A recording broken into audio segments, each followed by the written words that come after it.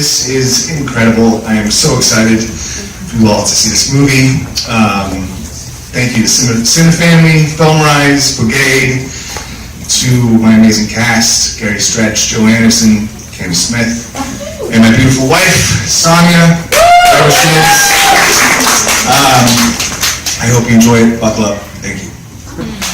So, without further ado, we'll have Sean Brosnan come out and Yeah.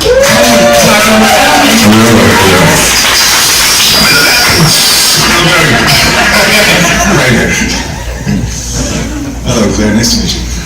me too. If it's all right with you, I'd love to bring my cast. I would love to. Okay. Can I bring down the handsome and talented Joe Anderson? Is he in?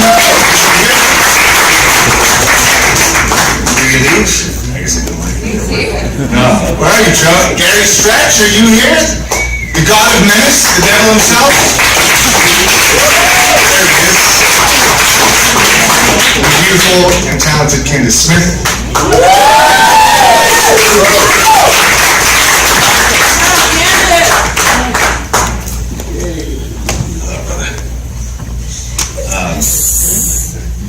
Yeah, the first question I had was for Joe.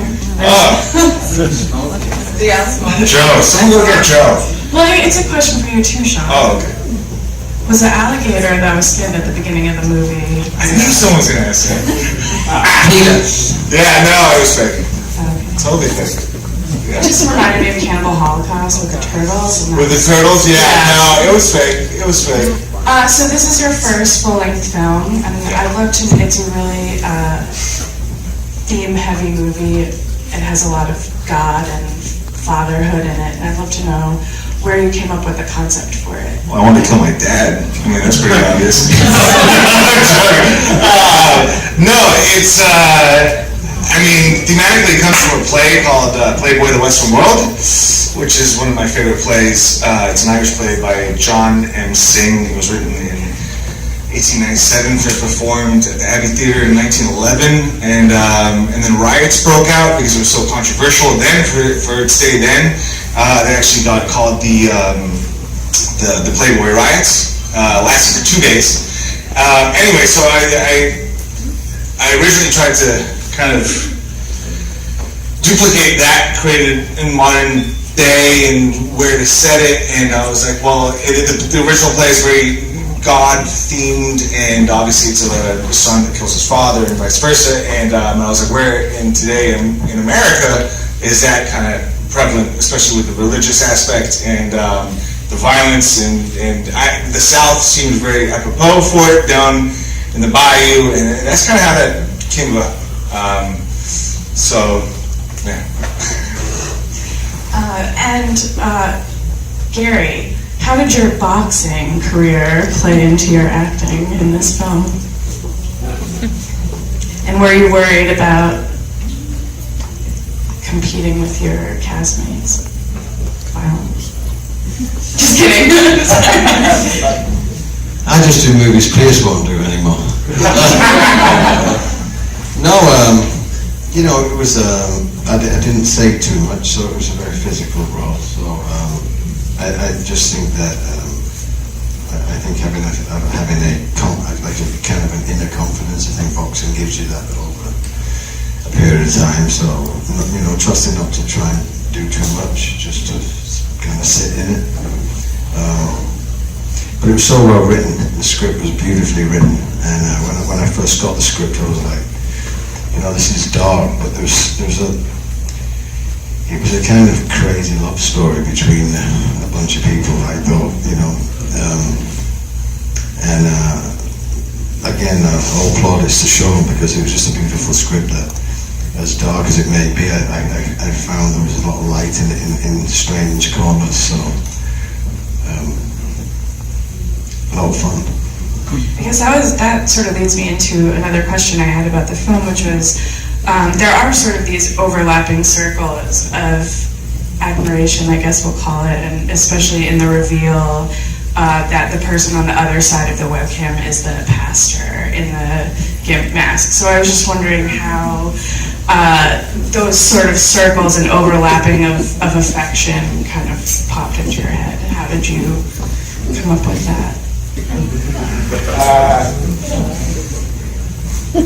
I don't know. I mean, I think everything is. I'm really dark. I don't know. I just think everything is. You see my next movie, it's fucked. It's just really dark. I don't know. To me, I can look at anything and I can read it crooked. If that makes any sense.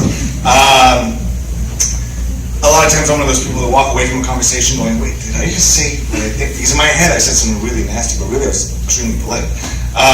So I mean, to answer your question, within circles of, like, the preacher was always supposed to be, actually I wanted my dad to play the preacher. That's actually where I wanted to play the preacher, and he declined.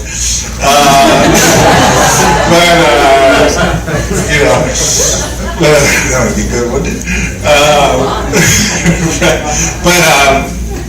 But I don't know. It just seemed right, and like, you know, I think it's moments like that that made Gary. You know, you kind of root for the guy. As fucking nasty as he is, as mean as he is, you kind of, I don't know, you kind of like him. Yeah. At least I do. And, you know, and I felt like with the preacher, you're like, yeah, fucking let him have it. You know, and like, go on. You know, that's what I don't know. I think because they're both, you know, no one's a saint in this. You know, no one's a saint. So, and that's what I like. I guess I was just trying to see who can get to the lowest bottom of the ring. And the preacher did it, I think. But, yeah. Well, I was going to say with Nana, in a way, she's in some ways sort of the moral center of the movie, and in a lot of ways, as Gary was saying, his character is very quiet. Obviously, Joe's character is narrating the film as in his childhood voice, but Nana sort of guides the story in a lot of ways. She's the center of the narrative, and I was sort of wondering, how do you prepare for such a role that's so physical, and also sort of, you have to be mothering, you also have to be defensive, you have sort of this past that is a little dark and heavy, so how do you go into something like that? Well, I had probably less than a week to prepare from my final audition and start date. So it wasn't a lot of time to prepare. I thank God that physically, just growing up as an athlete and a tomboy in Dayton, Ohio, and spending all my summers in the South shooting guns and playing in dirt kind of helped. So it was kind of like when the opportunity came, a lot of me felt prepared, and then I just automatically, when I read the script, I was drawn to Nana. I felt like Sean knew me growing up. And I mean, you know, it's like these things just happen probably once in a lifetime. You know, who she is, I could relate to her in a way that I never got the opportunity to. It was always girl next door, pretty girl next door. You know, I never had the opportunity to reveal layers of myself, and Sean gave me that opportunity. And going back to what we said as far as empathy of characters, you know, Nana's not perfect. And that's something I love about this film. I mean, if you really pay attention, you know, there's a lot that's unspoken about Nana, decisions she made as a young girl. Yeah, she was influenced, but Nana's not squeaky clean. And I feel like this is one of those films where it's you know, good and bad is in black and white. There's lots of shades of gray. And I love that she is strong. Like, you know, when she reaches her lowest point, she gets back up. And as a woman, and the way I grew up, I always wanted that. Every time I watch a movie, I'm like, yo, bounce back, get up, go. And then there's just laying there, and I'm like, damn, you know? And so when Sean wrote this and he created Nana, it was like, yes, a woman with layers, nurturing, a mother, a leader, a fighter, a warrior. She's strong. And I thank him for that. I don't know if I answered the question. I think we could turn to you guys and see if anybody in the audience has any questions. I thought it was very compelling. I was really taken in by this film. work, it was entertaining. And while I got out of it, just suddenly realized what I was thinking is that love is all. Always. And that's what I got out of this film. So thank you. It's my new tagline on the film. Really, Thank you. love driven. You know, the dichotomy of evil and good. And that energy. I want to love. This question is for Nana. There are actually two questions. I'm a little unclear in the beginning of the film. Had you initially been forced to have or consensual sex with the father? Was that in the script or Right. vague? Yeah.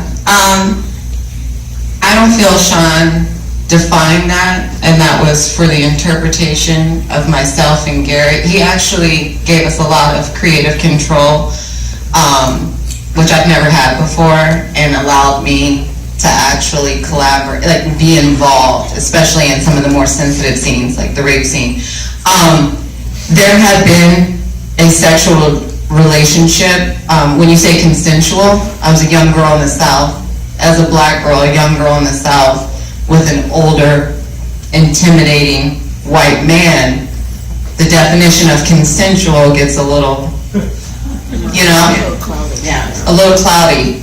So there had been something there, and I think that in that rape scene, something that Sean and I both wanted to achieve in that is it was kind of a moment for me to make amends, to acknowledge my part in all of this, having been with the father and the son.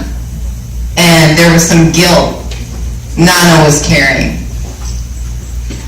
The other question for you, Nana, is did you realize that the priest was your client? No, I didn't. And I think, there's a lot of young women, especially in the South and a lot of inner cities throughout this country that can relate to a character like Nana. They're not bad people. Strippers, I don't mind, not to quote Usher, but I mean, there's the webcam girls, there's the phone sex girls, there's the strippers, and a lot of them have more moral character than doctors and lawyers, it's very easy to judge people, but no, she didn't know that, and that's what's cool too about Nana, is it's like, yeah, she's doing the webcam sex thing, but she has a good heart, and she's going to church, and she's trying to raise her son the right way, and you see, like, it's not one or the other. Yeah, no, I thought just because of your relationship with him that perhaps you might have suspected. Not yet. I'm sure if we gave it more time.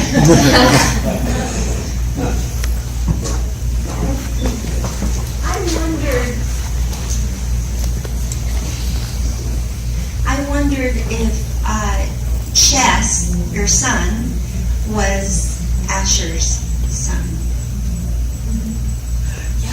Yes, John, tell us. Oh, sorry. Well, Please tell us. we don't know. Damn it. Yes, it was. Yes. Here, we can take one more question.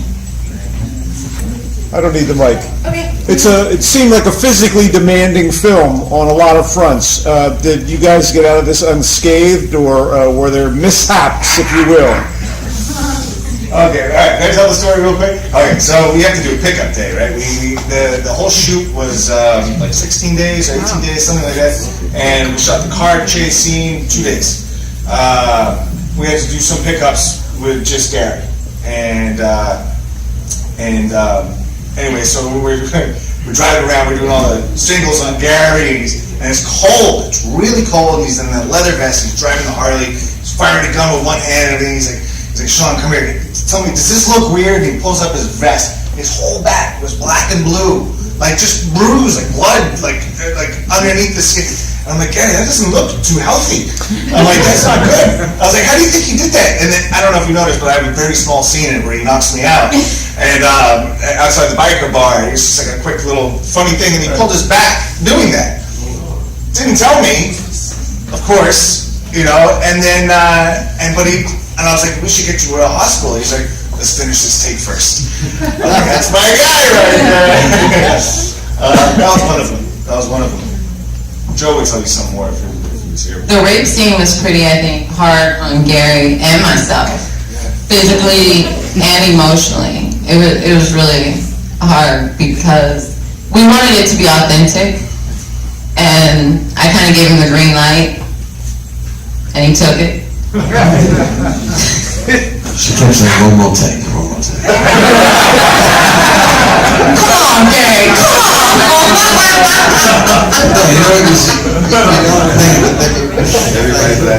My elbows and my knees were like, you do a lot of, fight stuff, and that's easy for me, but the rape one was a little tricky, I think, with the knees and elbows. His knees and elbows, right, but whose hips was hitting the floor? No, you next questions. That's actually the end of the Well, thank you guys so much for sharing this with us tonight. I just want to say thank you, Sean, for the opportunity, and it was a wonderful experience, and